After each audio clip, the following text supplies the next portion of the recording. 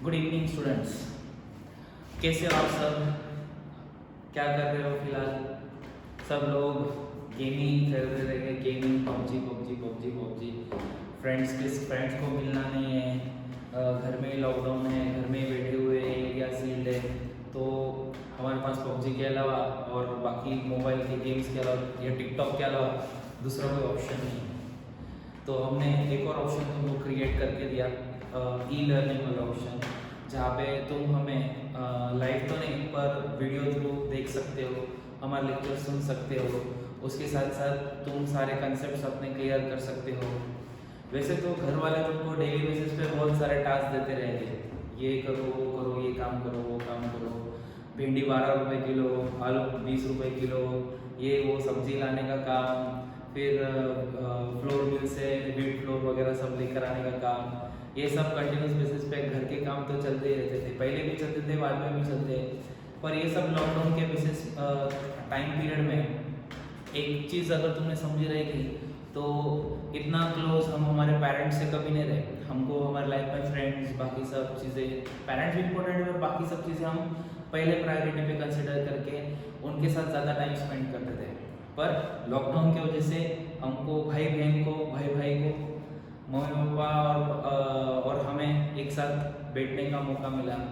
तो lockdown period में हम लोग घर में बैठ के गेम्स खेलते, सब पुराने गेम्स तुम्हारे बाहर निकले रहेंगे, पुराना कैरम, फिर प्लेइंग कार्ड्स, ये सब चीज़ें तुम टाइम पास बेसिस पे करते रहोगे। वैसे भी घर बैठे करें क्या? तो किसी को कुकिंग का शौक है तो कोई खाना बना रहा है, तो कोई पबजी पहले का भी शौक था, बाद में भी शौक है, वही चल रहा है। कोई बुक्स पढ़ रहा है, किसी को म्यूज़िक रिकॉर्ड करने की इच्छा है तो म्यूज़िक रिकॉर्ड कर रहा है। तो हर कोई अपने अपने बेसिस पे टाइम स्पेंड कर रहा है। तो ये सब चीज़ों के साथ साथ हमारी पढ़ाई भी बहुत ज़्यादा ज़रूरी है। तो अभी हमारी पढ़ाई कहीं पे भी कुछ भी हिसाब से अफेक्ट नहीं होनी चाहिए, इसलिए हमने 12th स्टैंडर्ड का ई लर्निंग बेसिस पे तुमको कोर्सेस ऑफर करने के बारे में सोचा है। तो अब ई लर्निंग में हम डेली बेसिस पे तुम्हारे सामने ऐसे वीडियो लेक्चर्स थ्रू आएंगे। तुमको टेलीग्राम सब्सक्राइब करने के लिए तो जुगल सर ने पहले ही बोल दिया रहेगा, और टेलीग्राम पे हमारे वीडियोस का लिंक आ जाएगा। इन केस कभी टेलीग्राम पे लिंक नहीं आ जाता है तो हमारा जुगल जोशी कॉमर्स एकेडमी का जो पेज है वो आप सब्सक्राइब करें, बेल आइकॉन पे प्रेस करें। बेल आइकॉन पे प्रेस करने का रीज़न ये है कि आप बेल आइकन पे प्रेस करोगे और इनकेस हमने मैसेज भी पुट नहीं किया तुम्हारे बैच टाइमिंग पे, अगर इनकेस तुमको लिंक भी नहीं आया तो तुमको नोटिफिकेशन आ जाएगा यूट्यूब की तरफ से, जो तुम्हारा बैच का टाइमिंग रहेगा उस टाइमिंग में तुमको लिंक आ जाएगा और नोटिफिकेशन आ जाएगा, और वो नोटिफिकेशन थ्रू तुम वीडियोस देख सकते हो। इनकेस हम कभी लिंक प्रोवाइड करना, लिंक भेजना भूल जाते हैं तो नोटिफिकेशन थ्रू तुम हमारे वीडियोस देख सकते हो। हमारे वीडियोस देखने के साथ साथ अगर इन केस तुमको कोई डाउट्स वगैरह रहेंगे तो तुम टेलीग्राम पे क्वेश्चन पूछ के डाउट्स एंटरटेन करा सकते हैं हम लोग। डाउट्स जनरली मेरा सजेशन रहेगा कि तुम डाउट्स पूछोगे तो टेलीग्राम पे मेरे पर्सनल नंबर पे, इन केस मेरे सब्जेक्ट से रिलेटेड डाउट है तो मेरे पर्सनल नंबर पे तुम डाउट पूछो, क्योंकि यूट्यूब पे या फिर दूसरा मीडियम तुम यूज़ करते हो तो उस पर ना अगर इन केस कोई डाउट तुम पूछते हो जिसका आंसर मुझे ऑडियो थ्रू देना है तो यूट्यूब पे और बाकी एप्लीकेशंस पे ऑडियो देना थोड़ा डिफिकल्ट हो जाता है, तो टेलीग्राम पे हम ऑडियो भी भेज सकते हैं। इनकेस कुछ एक्सप्लेनेशन में टाइप करके नहीं बता सकता तुमको, मुझे ओरली तुमको समझाना पड़ेगा, तो ओरली समझाने के लिए तो ओरल ऑडियो रिकॉर्डिंग में तुमको सेंड कर सकता हो, तो टेलीग्राम थ्रू तुम मुझे डाउट्स पूछो। बाकी यूट्यूब के जो नीचे कमेंट बॉक्स है वहाँ पे तुम कमेंट कर सकते हो तुमको लेक्चर कैसा लगा, क्या लगा।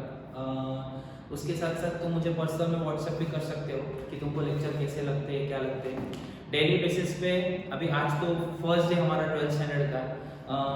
सबसे पहले अगर तुमको पता नहीं तो मैं मेरा खुद को इंट्रोड्यूस कर देता हूँ। माई सेल्फ अल्केश सकलेचा, नाम तो सुना ही रहेगा सबने। उसके साथ साथ I will be teaching you 2 subjects, organisation of commerce and management and secretary practice. ये 2 सब्जेक्ट्स में तुमको सिखाऊंगा। ऑर्गेनाइजेशन ऑफ कॉमर्स, जिसको हम शॉर्ट में OCM बोलते हैं, बहुत से जनों को अगर शायद फुल फॉर्म पता नहीं रहेगा और OC इतना ही पता रहेगा, इसलिए OCM। और दूसरा सब्जेक्ट जो है सेक्रेटरी प्रैक्टिस, जिसको हम शॉर्ट में SP बोलते हैं। ये हमारे 2 फेवरेट सब्जेक्ट्स, जिसमें one of the favourite 2 subjects है जो जिसमें दोनों के दोनों थियरी पार्ट है, पर थियरी जैसा कभी हमने इसको समझा ही नहीं। 11th स्टैंडर्ड में जो स्टूडेंट मेरे पास थे और या फिर 12th स्टैंडर्ड में जितने भी स्टूडेंट्स न्यू स्टूडेंट्स मेरे पास आए या जो 11th से ऑलरेडी मेरे पास थे, हर बार हर लेक्चर में हमारा बेसिक मोटिव, जो पुराने स्टूडेंट्स थे उनको पता है मोटिव क्या रहता है हर लेक्चर में, और जो नए स्टूडेंट्स हैं सबको फिर से सब चीज़ें समझाना और जिनको ऑलरेडी समझा है उनको याद दिलाना बहुत ज़्यादा ज़रूरी है कि हमारे ये दो थियोरी सब्जेक्ट्स है पर इनको थियोरी की तरह कभी कंसिडर नहीं करना। तुम जब कभी ये दोनों सब्जेक्ट्स के बारे में देखोगे तो इनको जितना ज़्यादा तुम प्रैक्टिकल बेसिस पे लोगे उतना ज़्यादा अच्छा, क्योंकि ये सब हमारा सराउंडिंग है। मतलब जैसे हम लोग फॉर एग्जांपल लॉकडाउन अभी फिलहाल तो घर पे बंद है हम लोग, फिर अगर इनकेस तुमको कोई ज़रूरती चीज़ें नेसेसिटी एसेंशियल चीज़ें कुछ लेनी है तो तुम बाहर मार्केट में निकलते हो तो तुम रास्ते से चलते चलते इनके स्टोर्स देखते हो, तो हर स्टोर के पीछे कुछ ना कुछ फॉर्म रहता है ऑर्गेनाइजेशन का जो उसी वाला पार्ट है। और उसके साथ साथ तुम लोग शेयर मार्केट इनकेस तुमने सुना रहेगा, रिलायंस इंडस्ट्रीज और बहुत सारे कंपनीज तुमने सुने रहेंगे, Reliance industries, Tata Motors, Tata steel, बहुत सारे कंपनीज हैं। तो ये बहुत सारी कंपनीज एक्ट फॉलो करते हैं। तो कंपनीज एक्ट है क्या, ये सब चीज़ें सेक्रेटरी प्रैक्टिस वाले सब्जेक्ट में। ये दोनों सब्जेक्ट थ्योरी है पर इसको कभी थ्योरी की तरह कंसिडर नहीं करना, प्रैक्टिकल की तरह करना। Formula number 1। दूसरा, तुम्हारा फॉर्मूला पढ़ाई करने का हमेशा ये होना चाहिए, याद रखना, ये सब्जेक्ट दोनों सब्जेक्ट अगर तुमको कंसेप्ट क्लियर है, तुमको अच्छे से समझे, तो तुम ये दोनों सब्जेक्ट्स को इजीली लर्न कर सकते हो। लर्न करना और रट्टा मारना, इन दोनों चीज़ों में एक डिफरेंस है। तुम अगर कोई कंसेप्ट या कोई आंसर लर्न करते हो ताकि तुम उसको अच्छे से लिख सको और तुमने वो आंसर लिख दिया और उसके बाद में अगर तुमको पूछो ये आंसर मुझे समझाओ क्या लिखा है तुमने, और तुम मुझे वो आंसर को समझा पाए तो तुमने लर्न किया है। और अगर वही आंसर तुम एग्जाम में लिखते हो और आंसर लिखने के बाद में तुमको बोलते हो ये आंसर समझाओ और तुम मुझे आंसर नहीं समझा पा रहे हो, मतलब तुमने वो रट्टा मारा है। तो यहाँ पे हमको दोनों सब्जेक्ट रट्टा नहीं मारना है, हमको लर्न करना है, पर लर्न करने से पहले हमको समझना है। तो इसके आगे से अभी पूरा 12th स्टैंडर्ड में पूरा जो स्टार्टिंग से लेके एंड तक के हमारे लेक्चर्स रहेंगे, सारे लेक्चर्स में हर दिन तुम्हारा एटीट्यूड इस हिसाब से होना चाहिए कि तुम जब कभी हर लेक्चर पे डेली बेसिस पे आ रहे हो तो तुम्हारा माइंडसेट एक प्रिपेयर्ड होना चाहिए कि हमको समझ के पढ़ना है। क्लास के बाद जब भी हम जाएंगे या हमारे लेक्चर्स जितने भी मैं तुमको ई लर्निंग बेसिस पे प्रोवाइड करूँगा, एक भी दिन ऐसा कोई भी कंसेप्ट नहीं होना चाहिए जो तुम्हारा डाउट है जो मन में, और मन में डाउट लेकर निकल गए तुम लोग या फिर डाउट नहीं पूछ पाए, ऐसा कभी नहीं होना चाहिए। तुम्हारे जितने भी डाउट रहेंगे, जैसे भी डाउट रहेंगे, सारे डाउट्स में एंटरटेन करूँगा, पर माइंडसेट तुम्हारा प्रिपेयर्ड होना चाहिए कि मन में टीचर को हम डाउट पूछेंगे तो टीचर चिढ़ जाएंगे या फिर हमको डांट देंगे, ये फियर नहीं होना चाहिए। तुम्हारा डाउट रहता है, छोटा रहो, बड़ा रहो, खराब रहो, अच्छा रहो, डाउट रहता है। वो डाउट तुमको इस एज में आना जरूरी है और आ भी गया तो हम एंटरटेन करेंगे, पर इस एज में अगर तुम डाउट्स पूछोगे तो जब तुम्हारा एक क्वालिफिकेशन हो जाएगा और हायर स्टडीज कर लोगे तुम लोग और जॉब के लिए जाओगे, और जॉब के लिए जब जाओगे और वो बेसिक चीज़ें जो 11th स्टैंडर्ड और 12th स्टैंडर्ड में तुमने सीखी है और वो बेसिक चीज़ों से रिलेटेड तुमको कुछ एक्सप्लेन करते ही नहीं आएगा, तो ऐसे केस में तुम्हारा तब इंसल्ट होगा। तो बेटर है तब तुम्हारा 11th स्टैंडर्ड 12th स्टैंडर्ड में तुमने क्या पढ़ा था ऐसा तुमको कोई क्वेश्चन ना पूछे, इसलिए अब से ही तुमको जितने भी कंसेप्ट पढ़ने हैं वो सारे समझ के पढ़ना बहुत ज़्यादा ज़रूरी है। जो मेरे पास 11th के लिए ऑलरेडी स्टूडेंट्स रहेंगे तो तुमको फर्स्ट लेक्चर याद रहेगा। फर्स्ट लेक्चर में मैं हमेशा समझ के पढ़ो यही बहुत बार बोलता हूँ। उसके साथ साथ मैं तुमको ये भी चीज़ें बताता हूँ कि समझ के पढ़ना है। तो आज तक हमने जितने भी सब्जेक्ट देखे कभी सब्जेक्ट का मीनिंग नहीं जाना, जैसे फॉर एग्जांपल ये 2 सब्जेक्ट है पर ये सब्जेक्ट का मीनिंग जानना भी जरूरी है कि हम ये सब्जेक्ट में पढ़ेंगे क्या। मैं तुम्हारे साथ आज के लेक्चर में इंडेक्स भी डिस्कस करूंगा कि हमारा through out the 12th standard हमारा पोर्शन क्या रहेगा, हम क्या क्या चीज़ें देखेंगे, एक्ट कैसे पढ़ेंगे, एक्ट से रिलेटेड क्या क्या चीज़ें आई है तुमको। उसके साथ साथ तुमको टेलीग्राम पे तुम तो सब्सक्राइब हो ही, टेलीग्राम पे तुमको पीडीएफ का लिंक भी भेजा था बाल भारती का वेबसाइट पे, उसमें से तुम ओसी और एसपी का टेक्स्ट बुक भी डाउनलोड कर लो और अकाउंट्स इकोनॉमिक्स के भी टेक्स्ट बुक डाउनलोड करो, क्या ताकि तुम लोग जब घर पे बैठ के सम सॉल्व करते रहो तो अकाउंट्स का टेक्स्ट बुक तुम्हारे सामने रहेगा, या फिर थ्योरी सब्जेक्ट पढ़ते रहो तो इकोनॉमिक्स और सीएसपी का टेक्स्ट बुक तुम्हारे सामने रहेगा। इसलिए पीडीएफ फाइल जो है जो बाल भारती की वेबसाइट पे अवेलेबल है वहाँ से तुम लोग डाउनलोड कर लो। अब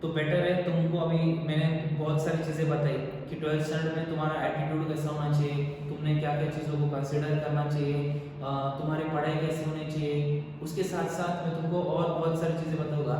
जैसे ही अभी इनकेस लॉकडाउन ओपन होगा, फिर ओपन होने के बाद जब हम लोग मिलेंगे लाइव लेक्चर्स के लिए मिलेंगे, तब हमारा पहला चैप्टर का टेस्ट होगा। OCS की जो भी लेक्चर्स में दूंगा उस हिसाब से पहला चैप्टर का तुम्हारा टेस्ट होगा। तुम्हारा पहला चैप्टर का जो टेस्ट होगा उस चैप्टर में जैसे ही पेपर चेक हो जाएंगे, पेपर चेक होने के बाद है ना, मैं तुम्हारे साथ एक 1.5 आवर का 1 आवर का एक सेशन रखूंगा, जिसमें बोर्ड पेपर के रूल्स रेगुलेशंस के हिसाब से हमको बोर्ड पेपर कैसे लिखना है, बोर्ड पेपर का हमारा क्वालिटी क्या होना चाहिए, हमारा प्रेजेंटेशन कैसा होना चाहिए, आंसर्स कैसे एक्सपेक्ट किए जाते हैं, हम कैसे आंसर्स लिखते हैं, हम कहाँ वीक है, ये सारे पॉइंट्स के ऊपर डिस्कशन किया जाएगा।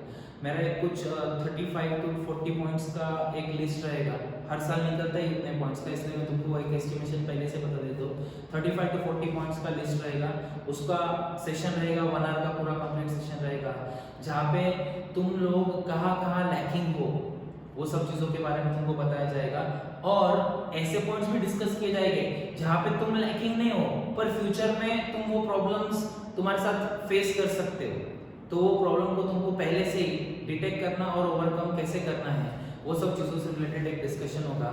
वो तुम्हारा जब पहला चैप्टर का टेस्ट हो जाएगा, कोई भी OCS दोनों में से कोई भी पहले चैप्टर का टेस्ट हो जाएगा, तब तुम्हारे साथ मैं डिटेल में डिस्कशन करूँगा कि बोर्ड पेपर या बोर्ड एग्जाम जो कंडक्ट किए जाते हैं उस हिसाब से, उसके रूल्स रेगुलेशन के हिसाब से तुमको आंसर्स कैसे लिखने हैं, तुम्हारा कंटेंट कितना होना चाहिए, तुमको पढ़ाई कैसे करनी है, वो सब चीज़ों से रिलेटेड डिस्कशन होगा। बहुत बार ऐसा भी होता है, बच्चों के मन में ये भी डाउट होता है कि सर OCSP का लर्निंग पार्ट नहीं होता है। सबसे पहली चीज़, तुम्हारा लर्निंग पार्ट नहीं होने का रीज़न ये है कि तुमने लेक्चर्स में तुम्हारा ध्यान नहीं रहेगा, या एब्सेंट रहोगे, या कंसेप्चुअल क्लैरिटी में ज़्यादा फोकस नहीं किया रहेगा, या फिर मैंने समझाया पर तुम कुछ और समझ गए, उसकी वजह से एग्जाम में कुछ और लिख के आ गए, ऐसा हुआ रहेगा, या फिर डाउट नहीं पूछा रहेगा और डाउट मन में रह गया, उससे रिलेटेड फिर जितना भी पार्ट था वो वैसे ही मन में रह गया।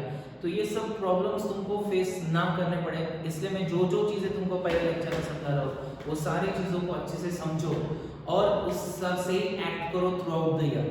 इसलिए मैं तुमको, ये तो मैं अभी बोल रहा हूँ, उसके साथ साथ मैं हर लेक्चर में हमेशा बोलता रहूँगा, पर तुमको जो चीज़ें मैं बोल रहा हूँ, जो चीज़ें कमिट कर रहा हूँ, उस हिसाब से मैं तो एक्ट करूँगा, पर तुम भी उस हिसाब से एक्ट करो। जैसे मैं तुमको कमिट किया कि मैं तुम्हारा पेपर कैसे लिखा है, क्या लिखा, उससे रिलेटेड बोर्ड एग्जाम में कैसे लिखना है, तुमको पेपर एग्जाम कैसे अपेयर करना है, उससे रिलेटेड सारी चीज़ों का नॉलेज मैं तुमको दूंगा, ये मैंने कमिट किया। पर तुम्हारे साइड से भी कमिटमेंट है कि तुमको मैंने जैसे बोला कि रेगुलर बेसिस पे लर्निंग करना, वो सब करना, वो लर्निंग करना, राइटिंग प्रैक्टिस करना, ये जितना भी मैंने तुमको कमिट किया है, तुमने तुमको बोला है, वो सब तुमको फिर से तुमको करना पड़ेगा, लिखना पड़ेगा, या फिर as well as learning part continuous basis पे करना पड़ेगा। एक साथ लास्ट में करोगे तो बहुत डिफिकल्ट हो जाएगा तुमसे सब पार्ट कवर करना। तो अब हम लोग लेक्चर की तरफ बढ़ते हैं, अपने दो सबसे इम्पोर्टेंट और फेवरेट सब्जेक्ट्स, उस organisation of commerce and management and secretary practice. जैसे कि मैंने लेक्चर का जब शुरुआत किया, तब लेक्चर की शुरुआत में मैंने तुमको बोला कि ये जो सब्जेक्ट्स है, ये सब्जेक्ट्स को तुमको समझ के पढ़ना है। तो सब्जेक्ट को समझने के पढ़ना है, उससे पहले सब्जेक्ट का जो नाम है उसका ही मीनिंग जान लेते क्या है। अब सबसे पहले हम लोग ऑर्गेनाइजेशन ऑफ कॉमर्स में ऑर्गेनाइजेशन का मीनिंग जानते हैं। सबसे पहली चीज, ऑर्गेनाइजेशन मतलब क्या है? ऑर्गेनाइजेशन मतलब क्या है? बोलो, चलो फटाफट बोलो, जल्दी बोलो, ऑर्गेनाइजेशन मतलब क्या होता है? ठीक है, तुम्हारे जो भी आंसर्स रहेंगे, जो तुमने माइंड में रिकॉल किएगा, ऑफ कोर्स तुम बोलोगे और मेरे तक आवाज आएगी, अभी तुरंत के तुरंत मैं तुमको बोल दूंगा हाँ तूने करेक्ट बोला, तूने करेक्ट, ऐसा हुआ होगा तो नहीं पॉसिबल। तो तुम्हारे माइंड में ऑर्गेनाइजेशन से रिलेटेड जो भी आंसर्स आए रहेंगे, तो मैं इसका मीनिंग बता दूं, सिर्फ चेक करो मैच हुआ नहीं हुआ, और जिनके माइंड में कुछ आया ही नहीं रहेगा तो भाई अभी समझ लो ऑर्गेनाइजेशन का मीनिंग क्या होता है। ऑर्गेनाइजेशन मतलब ग्रुप ऑफ इंडिविजुअल्स या group of people coming together for a common economic goal और कॉमन इकोनॉमिक मोटिव। इकोनॉमिक मतलब क्या? इकोनॉमिक मतलब 11th स्टैंडर्ड का फर्स्ट चैप्टर अगर याद करोगे तो economic activity which involves money, पैसा, उस एक्टिविटी को हम क्या बोलेंगे? Economic activity. तो जितने भी बिजनेस ऑर्गेनाइजेशन है, प्रोफेशन है, एम्प्लॉयमेंट है, ये सब जगह पे पैसा इन्वॉल्व है। ये ऑफ कोर्स एक ह्यूमन एक्टिविटी, हम दो टाइप के काम करते हैं, एक फोकट में, एक पैसे देके। तो जो फुकट में करते हैं उसको हम नॉन इकोनॉमिक एक्टिविटी बोलेंगे। जैसे फॉर एग्जांपल मेरे मम्मी ने मुझे मैगी बना के दिया, अगर याद रहेगा बहुत से स्टूडेंट्स अभी स्माइल करते रहेंगे, मैगी बना के दिया रहेगा, तो मैगी बना के दिया तो तुम्हारी मम्मी ऐसा बोलती कि तुमको बेटा 10 रुपये प्लेट हुआ मैगी का या 20 रुपये प्लेट हुआ मैगी का, ऐसा तो बोलेंगे नहीं। तुमको तो सर्व करेंगे तो वो मैगी कुक करने का चार्ज तो तुमसे लेंगे नहीं। ऑफ कोर्स मैगी बाय करने के लिए तो तुमको पे करना पड़ेगा, पर मैगी कुक करके तुमको सर्व करने के लिए पैसे देने की तो जरूरत नहीं तुम्हें। तो वो एक्टिविटी को हम क्या बोलते हैं, ह्यूमन एक्टिविटी तो बोलते हैं, पर ह्यूमन में वो हो गया नॉन इकोनॉमिक एक्टिविटी जहाँ पे पैसा इन्वॉल्व नहीं है। अब वही मैगी अगर तुम पीएनआर में बैठ के खाओगे, पफ्स एंड रोल्स में बैठ के खाओगे, या फिर चाय टपरी में मैगी खाओगे, तो ऐसे केस में तुम वो चाय टपरी वाले को या फिर पीएनआर वाले को ऐसा बोलोगे कि मेरी मम्मी ना मैगी फुकट में खिलाती मेरे को, तो तुम भी मुझे फुकट में खिलाओगे, ऐसा होगा क्या? बिल्कुल भी नहीं होगा। तो ऐसे केस में वो तुमसे मैगी का चार्ज लेके तुमको उसका चार्ज पे करना पड़ेगा, तो उस एक्टिविटी को हम बोलेंगे इकोनॉमिक एक्टिविटी। और इकोनॉमिक एक्टिविटी करने के लिए जो लोग ग्रुप ऑफ इंडिविजुअल्स इकट्ठा हुए हैं और सबका एम एक कॉमन एम है, एम क्या? प्रॉफिट अर्न करना, ऑर्गेनाइजेशन एक्सपांड करना, नंबर ऑफ कस्टमर्स इंक्रीज करना, नया प्रोडक्ट या नया इनोवेशन करना प्रोडक्ट से रिलेटेड। तो ये सब चीजें जो ग्रुप ऑफ इंडिविजुअल्स सोच रहे हैं, वो group of individuals with a common economic aim, उसको हम बोलेंगे ऑर्गेनाइजेशन। क्या बोलेंगे? ऑर्गेनाइजेशन। अब वर्ड कॉमर्स, कॉमर्स मतलब क्या? अब कॉमर्स मतलब तुम्हारा फील्ड जो तुमने चूज किया है वो तो कॉमर्स है ही, पर बिजनेस ऑर्गेनाइजेशन के केस में कॉमर्स मतलब क्या रहता है? कॉमर्स मतलब होता है तुम, क्या होता है पहले तुम बता दो क्या होता है, तुम्हारा माइंड में रिकॉल कर लो कि कॉमर्स क्या रहता है। Commerce means distribution of goods and services. Distribution of goods and services मतलब क्या होता है? सबसे पहले एक एग्जांपल देता हूं तुमको। डिस्ट्रीब्यूशन के पहले समझना है प्रोडक्शन क्या रहता है। तो अब डिस्ट्रीब्यूशन के पहले हम लोग प्रोडक्शन समझेंगे। प्रोडक्शन का मीनिंग क्या है? अगर फॉर एग्जांपल मैं एक फार्मर हूँ, ठीक है, मैं एक फार्मर हूँ और मैं ना टोमेटोज ग्रो करता हूँ, ठीक है, मैंने टोमेटोज ग्रो किए, टोमेटोज ग्रो हो गए।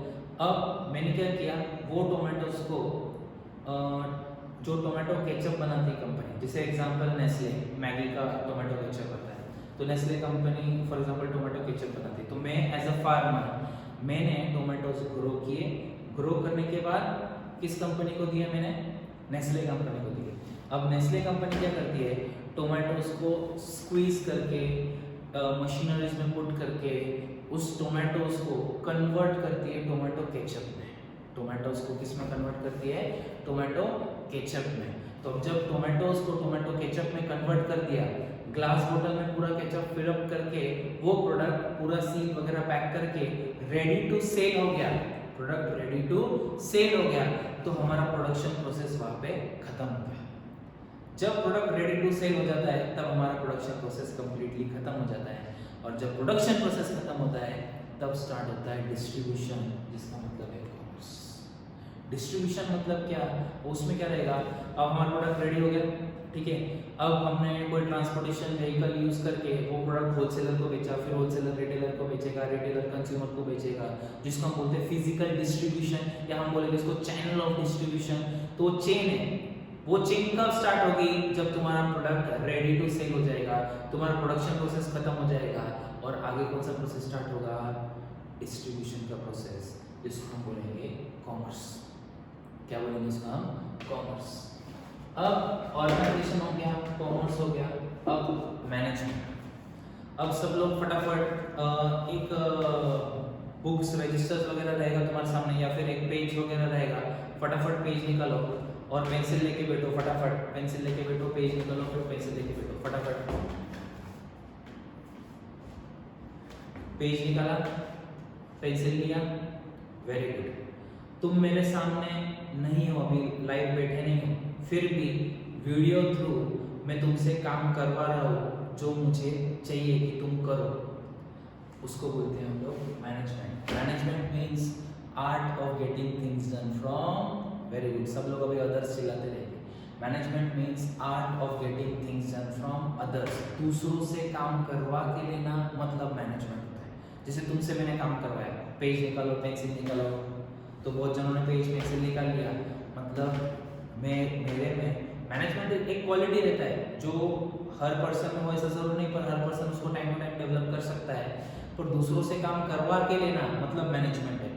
अब ये जो डेफिनेशन है, ये डेफिनेशन हर जगह पे यूज नहीं, हर जगह पे मतलब ह्यूमन बीइंग्स पे यूज नहीं होता है। जैसे फॉर एग्जांपल अगर मैं डस्टर को बोलूं अरे रब हो जा, art of getting things done from other, ऐसा मैंने समझाया ना, तो डस्टर को बोलता हूँ रब हो जा, तो डस्टर रब नहीं होगा, मुझे क्या करना पड़ेगा, अपने हाथों से डस्टर को लेके रब करना पड़ेगा। मैं अपने हाथों से ऐसे रब करूंगा तब रब होगा, और डस्टर को अगर रब हो जाए तो डस्टर रब तो नहीं होगा।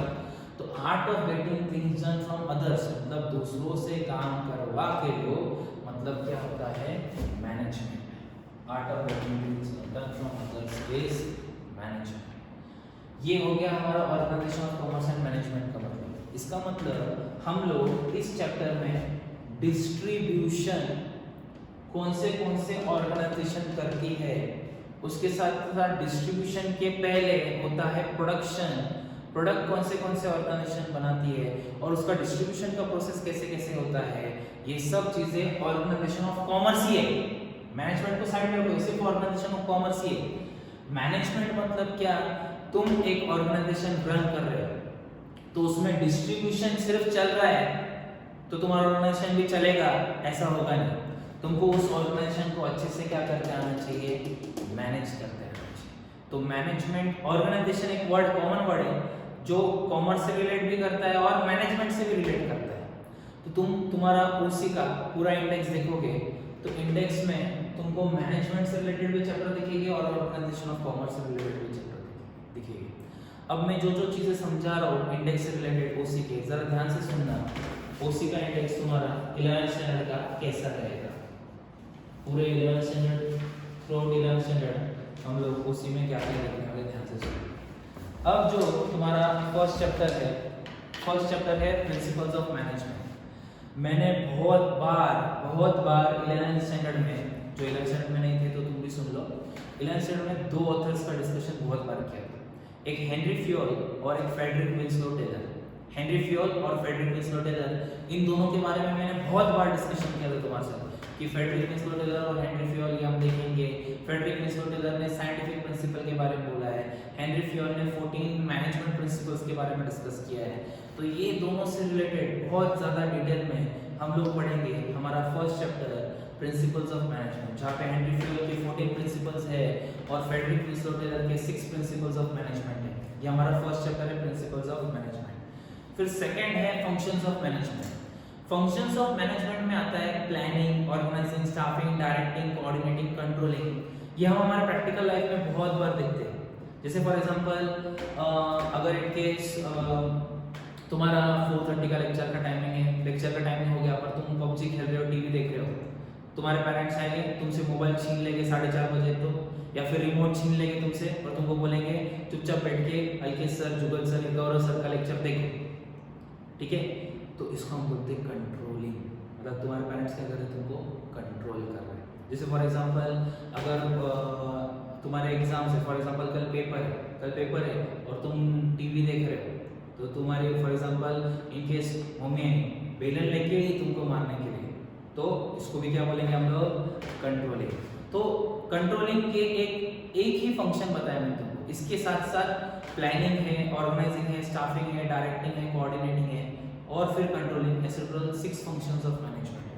ये 6 के 6 फंक्शन ऑफ मैनेजमेंट एकदम डिटेल में हम लोग सेकंड नंबर के चैप्टर में पढ़ेंगे। तो फर्स्ट नंबर का चैप्टर और सेकंड नंबर का चैप्टर लास्ट ईयर भी तुम्हारे पोर्शन में था, इस साल भी तुम्हारे पोर्शन में है।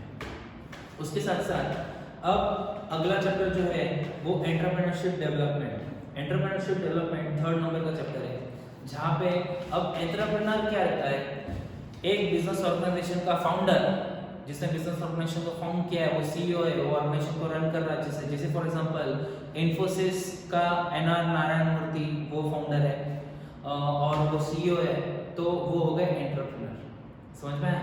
जैसे फॉर एग्जांपल विप्रो के फाउंडर और सीईओ है अजीज प्रेमजी, वो हो गया।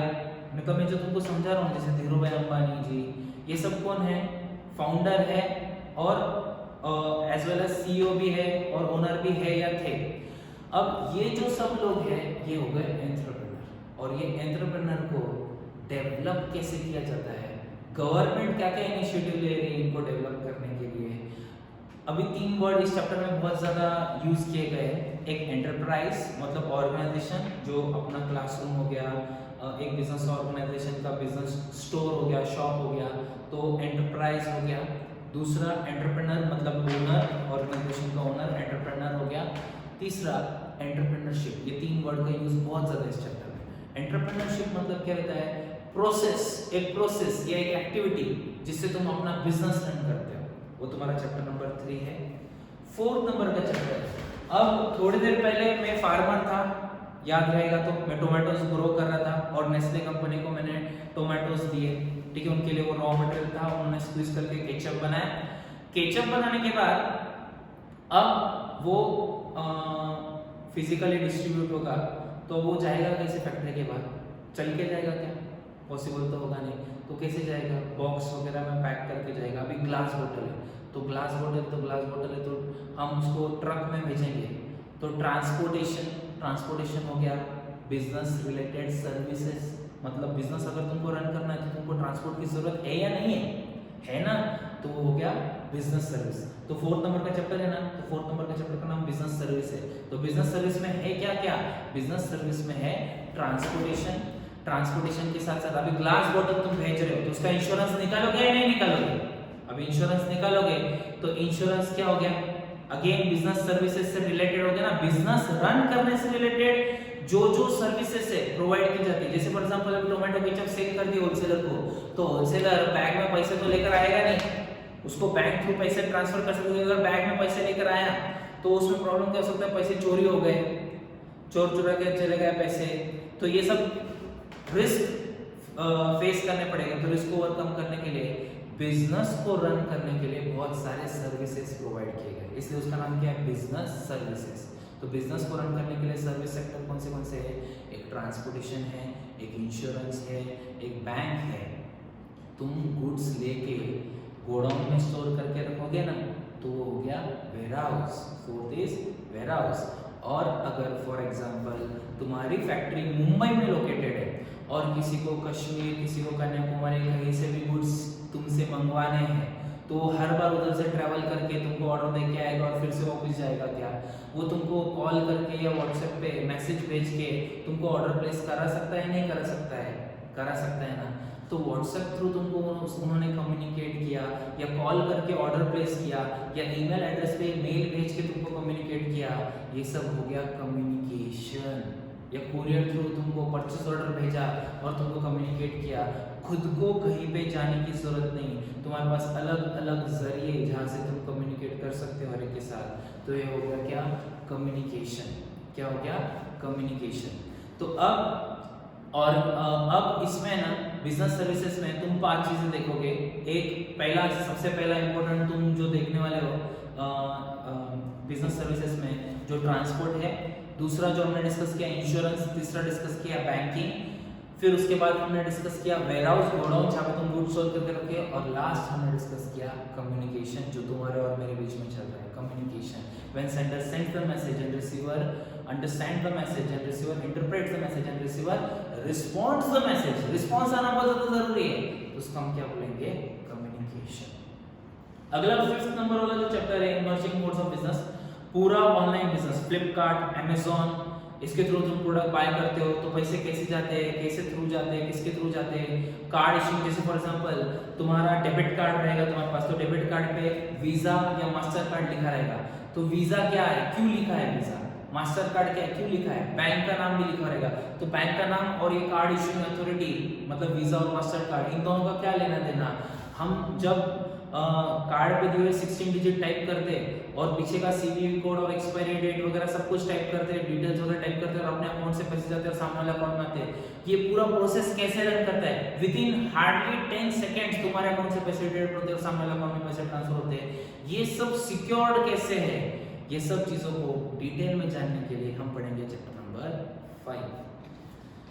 अब बहुत पैसे कमा लिया, अब सोशल सर्विस करने की बहुत ज़्यादा ज़रूरत है। जैसे अभी फॉर एग्जांपल कोविड-19 में बहुत सारे विक्टिम्स है और बहुत सारे इंडस्ट्रीज ने बहुत ज़्यादा पैसा डोनेट किया, तुमने सुना ही रहेगा।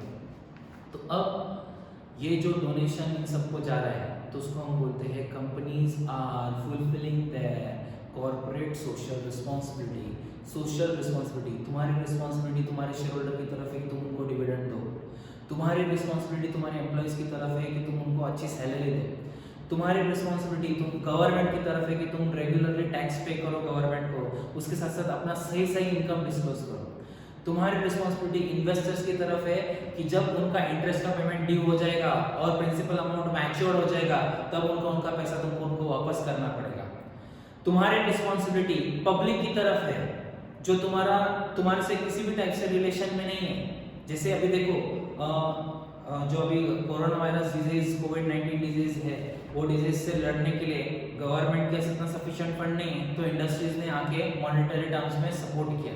अब इंडस्ट्रीज ने आके जो मॉनेटरी टर्म में जो सपोर्ट किया है वही कॉर्पोरेट सोशल रिस्पॉन्सिबिलिटी है पब्लिक की तरफ।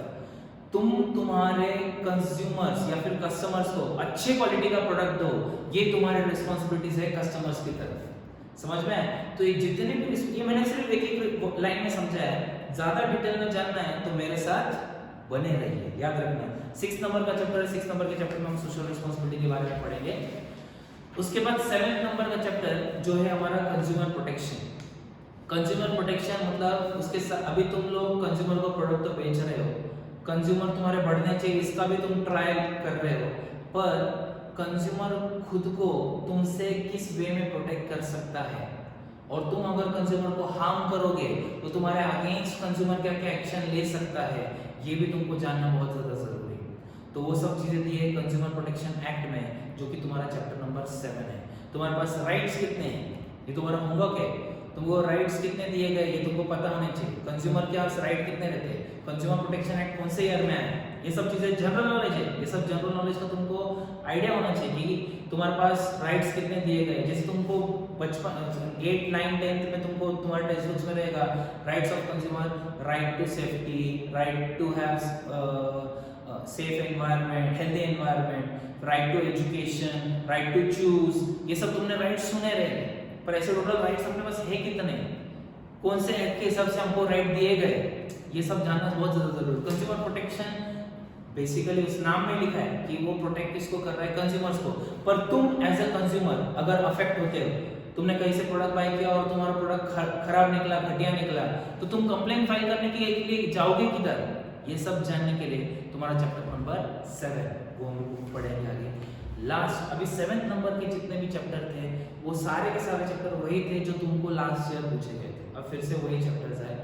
जो 8th नंबर का जो चैप्टर है ना तुम्हारा 8 नंबर का मार्केटिंग, वो चैप्टर ना तुमको लास्ट ईयर 11th स्टैंडर्ड में था, जो पुराना पोर्शन था।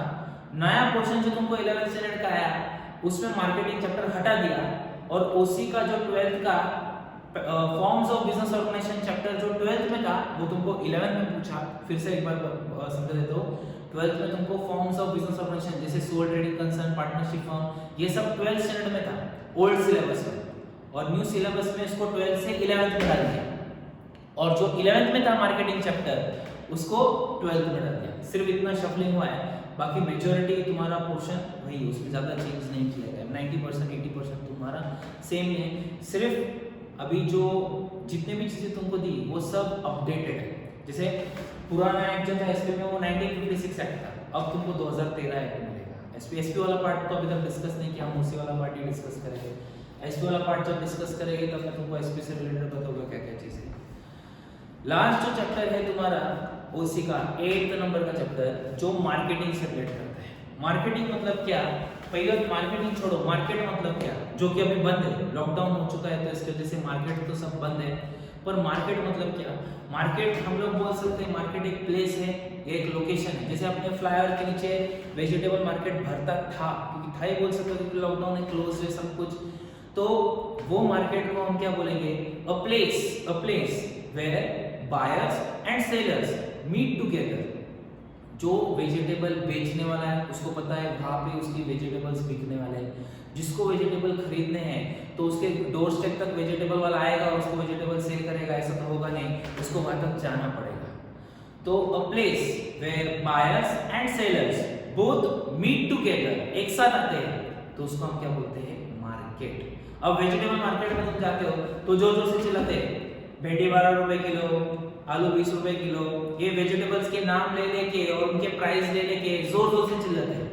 तो जोर जोर से क्यों चिल्लाते हैं? ताकि लोग है ना वेजिटेबल्स लेते लेते उनको सुनेंगे, और उनको सुनेंगे तो अगर इनकेस कोई कस्टमर को लगा अरे ये vegetable seller loudly prices announce कर रहा है हर एक वेजिटेबल का और इसका रेट सबसे कम है, तो इससे वेजिटेबल लिया जा सकता है। तो जो जोर से चिल्ला चिल्ला के वेजिटेबल बेचने का एक्टिविटी करते हैं ना, उसको हम बोलते हैं मार्केटिंग।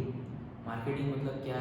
तुम्हारा प्रोडक्ट बेचने के लिए तुम जो कुछ एक्टिविटी परफॉर्म करते हो उसको हम बोलेंगे मार्केटिंग। अब और ज़्यादा डिटेल में जानने के लिए ओसी से रिलेटेड पूरा पार्ट स्टार्ट से लेके एंड तक जितना भी पार्ट था उतना पूरा बहुत ज़्यादा डिटेल में जानने के लिए मेरे साथ बने रहिए। आज के लिए इतना ही। एचपी वाला पार्ट मैंने अभी तक कुछ भी डिस्कस नहीं किया है, वो डिस्कशन करना बाकी है। उसके साथ साथ एचपी से रिलेटेड इंडेक्स का डिस्कशन भी करना बाकी है। हमारा आगे का जो भी लेक्चर रहेगा मैं तुमको एक थोड़ा आइडिया दे देता हूँ। जो स्टूडेंट्स मेरे पास 11th में थे उनके लिए भी, और जो 11th में नहीं थे उनके लिए भी, जो जॉइंट स्टॉक कंपनी का फॉर्मेशन है, जॉइंट स्टॉक कंपनी फॉर्म कैसे होती है, उसका रजिस्ट्रेशन का प्रोसेस क्या है, जॉइंट स्टॉक कंपनी होता क्या है, उसके साथ साथ ये फॉर्म्स ऑफ ऑर्गेनाइजेशन क्या है, sole trading concern, partnership form वगैरह वगैरह, इससे रिलेटेड पूरा डिस्कशन 11th स्टैंडर्ड में हो चुका है। पर मैं हर साल 11th स्टैंडर्ड में जो भी ये डिस्कशन हुआ है 12th स्टैंडर्ड का मेरा लेक्चर इसी से स्टार्ट होता है, जहाँ पे मैं तुमको बहुत डिटेल में इन डेप्थ कंसेप्ट सिखाऊंगा, जहाँ पे पूरा 11th स्टैंडर्ड में जो मेरे पास थे उनका रिवीजन हो जाएगा और जो नहीं थे उनको पूरे कंसेप्ट क्लियर हो जाएंगे, कंसेप्चुअल क्लियरिटी आ जाएगी कि पूरा फॉर्म्स ऑफ ऑर्गेनाइजेशन, उसके साथ साथ कंपनीज एक्ट के हिसाब से रजिस्ट्रेशन का प्रोसेस एक कंपनी का कैसा होता है, वो सब चीज़ों का तुमको एक क्लियर कट आइडिया आ जाएगा। अब वो मेरा आगे का जो लेक्चर्स रहेंगे उस आगे के लेक्चर्स में 11th स्टैंडर्ड का हम इसको बोल सकते हैं, 11th स्टैंडर्ड का ये हमारा पूरा बेसिक पार्ट है। ये बेसिक ऑफ कोर्स क्लियर होना बहुत ज़्यादा जरूरी है, तो ही तुमको 12th स्टैंडर्ड का एसपी समझेगा, नहीं तो 12th स्टैंडर्ड का एसपी नहीं समझेगा। बिलीव मी, ये एसपी एक ऐसा सब्जेक्ट है, अगर तुमको कंसेप्ट नहीं समझा तो तुम कितना भी रट्टा मार लो तुमसे लर्न कभी नहीं होने वाला। तुम्हारे कंसेप्चुअल क्लैरिटी होना मस्ट है। एसपी से रिलेटेड अभी फिलहाल तो ज़्यादा बोलता नहीं हूँ, अभी फिलहाल के लिए घर पे बैठे रहिए। कल एसपी का सब्जेक्ट मैं डिस्कस करूंगा तुम्हारे साथ, कल के लेक्चर में मैं आऊँगा एसपी और एसपी का इंडेक्स, और फिर हम स्टार्ट करेंगे 11th का जो बेसिक पार्ट है वो बेसिक पार्ट के लेक्चर स्टार्ट करेंगे। तो आज के लिए इतना ही, घर पे बैठे रहिए, stay safe, stay at home, take care of yourself as well as your family. Thank you very much, have a good day.